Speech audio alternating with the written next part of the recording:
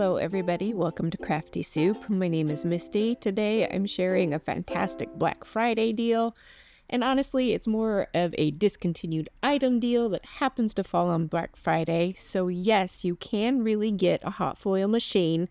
No, it's not a Spellbinders, but it is $25 plus shipping, and I will share how to get this machine from a legitimate craft business that's local to me at the end of the video. But first I want to unbox this and show you a little bit about this machine. So this is the Gemini FoilPress, and this is the competitor to the Spellbinders Glimmer machine. And I believe the company has discontinued this item entirely, so I think that's why this is on such a fabulous deal.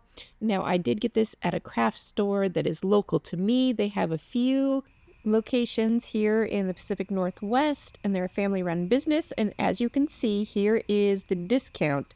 It was originally $180 and it is discounted down to 25 bucks. So this was an amazing find that I found by accident just because I was doing a little bit of perusing kind of Black Friday deals, and I happened upon this one, which I've looked at in the past before, but wasn't really willing to make the jump for a couple of different reasons. One, I wasn't sure how much I would use it.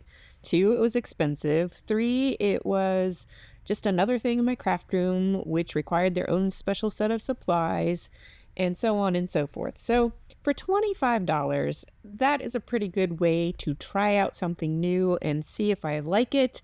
And if I don't like it, I can pass it on to someone else and not worry too much about having made this kind of crazy investment. Okay, but this craft store is local to me. However, during the pandemic, they did put in place an online ordering system, and you can order these machines from anywhere in the country, and they can ship it to you, and the shipping looks kind of reasonable, and we'll go over that again in a minute. As I unbox all the parts and pieces, you can see what is included here. Now, what was not included was a beginning hot foil plate. These little grippers kind of confused me at first, but I realized that they're for holding on to the hot platform when you're moving it back and forth to your die cutting machine, because the hot foiling systems do require a die cutting machine to run the sandwich through to complete the foiling process. So if you're not familiar with hot foiling at all, I will run you through the basics here, and then you can decide if this might be an interesting purchase for you. And I wanted to cover the features of this machine just a little bit because they're slightly different than the Spellbinders machine. It has various power buttons, so you can shut the thing completely off. It has various heat settings, 3 different heat settings. It has a timer that will count down and beep so that you know when it's been heated to the recommended amount of time. And it has some lights on here to help you know when things are on or ready. So all the lights are red right now, which means it is on, but it's not yet hot. I can feel it warming up. And it's not too hot yet, but it is not fully warm either. So if you do not have any of the hot foil plates that these machines typically use, you can do hot foiling with standard dies. Results will vary. Now, I've never used a hot foil machine before, but I have seen videos on people talking about different ways to use these machines. So I'm going to start with a couple of test pieces. It does warn you that if you're using dies, do not plate the cutting side of the die facing the purple surface of the heat element, because that will damage the heat element. And that was my initial thought, is that I would like to use the back side of the die because it has more surface area, which means it will have more foil. Speaking of foil, you do have to be a little bit careful with these rolls of foil because they are kind of delicate. Here I am showing you to put the die face up. And when you add your sandwich, you got to put the pretty side of the foil touching the die, and then your paper will go on top of all of that to make your sandwich. I'll come back to the foil in a minute, but I am using this cardstock, which is textured on one side and smooth on the other, and you'll see in the end how I would recommend a completely smooth cardstock after doing this trial run, and we'll see why in a little bit. All right, I think this has beeped. I'm going to lift it up and show you the lights here. It is not terribly hot. I am not going to burn my hands by touching any of these elements. So there you go. That light turns green next to the temperature setting, and it beeps to let you know that it's ready. Okay, going back to this sandwich, we are going to take our parts and stack them up on this surface. Again, this is just a regular cutting die. This package did include these kind of safety tweezers. It has a magnet that's on the inside of the tweezers, which confused me at first, but you'll see how I figured it all out a little bit later. So that helps you place pieces without getting close to that heat. Again, I was really cautious here in the beginning, but that surface doesn't get hot enough to burn, at least at this temperature setting. There was where I damaged my foil a little bit with my scissors. So again, I started saying it earlier, you have to be kind of careful with that foil because it's kind of delicate. So just know that. All right, I'm putting the top plate on, and then this is all per the instructions. And then I hit the countdown start, and you can see the countdown timer going. This video is sped up a little bit, so that wasn't a full 10 seconds, but it's pretty close to that. So I am kind of testing and touching things to see how hot it actually is. And again, at this lowest heat setting, it would not burn me. It could be uncomfortable, and I might not want to hold it for very long, but it is still touchable, and I can move it back and forth to my machine. And I'm testing again how hot everything is, and it's really not that much of a problem. Okay, I'm still using my tweezers out of caution to peel everything apart, and here is the peel and reveal. And because that cutting surface of the die is very thin, you're going to get a very thin gold foiled area, but that could be fun to make, especially since I have these nested circles, to make embellishments for scrapbooking or card making that have kind of a focal highlight of a circle on there. So with that test feeling pretty successful, I am going to put everything back in place and let it get hot again. I thought if I put the cover on, it might help it heat up faster and retain its heat. I don't know, just a thought. I want to try these more detailed dies next. And this is an alphabet set from Concord and Knight that has an inner shape and an outer shape. So it has double edges. And as a die, it cuts out a frame to the letter as well as the solid part of the letter.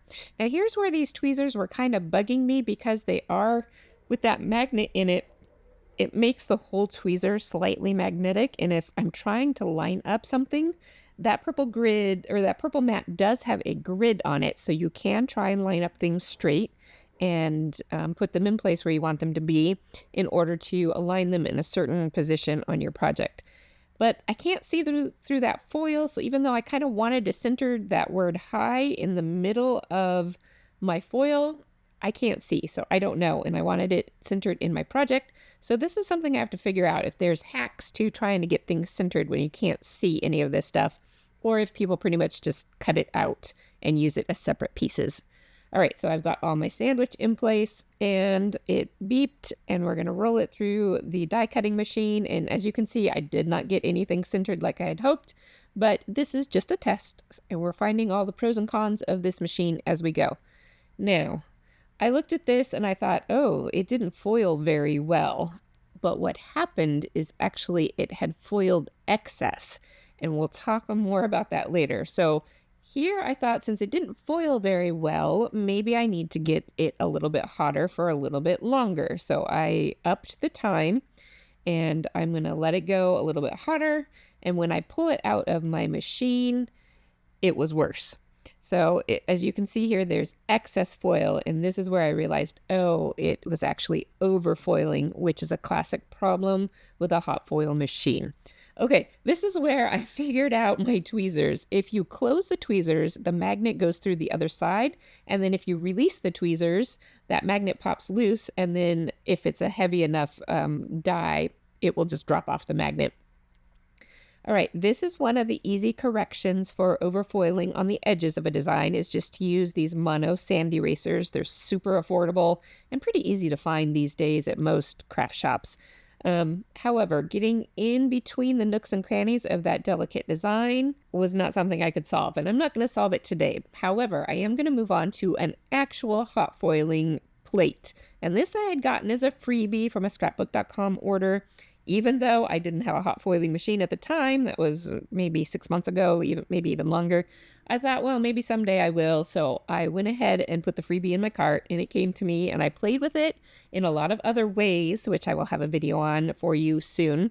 But here we are. I get to actually use it as a hot foil plate. So I'm trying to get everything in place and I'm realizing there's a lot of static happening with the foil in particular, and then also with the paper. And I did cut all of this straight so I could line it to the grid and try and get the alignment that I wanted. And I believe, yep, that's where the static kind of got to me because it stuck to my plate and shifted all my alignment. So I had tried to get this so that it would align to the top edge of my paper. So that's another thing that is a learning curve and trying to find some tips and tricks for. There's some hacks out there. If you have any tips and tricks on hot foiling machines, maybe you're watching this just out of curiosity. Maybe you actually do hot foil and you can share your tips and tricks with the rest of us. All right, here is how that one came out, and it worked really well, but what I'm noticing is I can see the texture of the paper coming through the foil. So when you run this through the die cut machine, it does put pressure on there, and it gives it a slight debossed edge to it, and because it was pressing down against the texture of that paper, it came through in the foiling. It's not super noticeable, but I did see it, so I would really recommend using a nice smooth paper for doing hot foiling. All right, that was my look at this machine, and if you would like to try and get your hands on one of these, supplies are very limited, and the store that I shop at is called Craft Warehouse, and you can find their website at craftwarehouse.com, and it's pretty easy to shop from there. I did go and check and see kind of what their shipping policy was because I'm local. I've never had to ship before. And here is what their website says. I'm not sure if that is just for this particular product, but I have the feeling it is kind of their overarching shipping policy. And it's not too pricey, so it wouldn't add too much extra to the cost of this machine. And if you've been on the fence like me about purchasing one of these machines, maybe this is the deal that you've been looking for. So I'd love to know if you decide to buy one. And if you already have a foiling machine, then let me know what you love about it, what you don't love about it, all those pros and cons. Until next time, I hope you have an artful day.